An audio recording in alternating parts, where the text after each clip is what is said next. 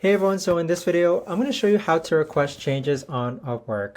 So this is going to be particularly useful for individuals. Let's say that you recently received work. How do you actually go ahead and request changes or a revision on the work that you received? Either way, guys, this video is going to be short, sweet, and simple. There's not going to be a lot of steps involved. Let's go ahead and get started. First, let's hop into our Upwork account and then click on the message in which you're working with your freelancer. Afterwards, click on View Contract. And then on this page here, you're going to see a variety of different milestones that you've already set up. So you can see that I'm already on milestone 5, which has already been activated and funded. And my freelancer has actually already requested the money. But how do I actually go ahead and request the revision? The way to do that is that you're going to click on this Review and Pay button. And then from here, scroll down and then click on Request Changes. So here is where you would type in what needs to be done in order to complete the milestone. Maybe if you're requesting video editing services, you want something changed, you want like a footage replaced, or you might want a mistake removed.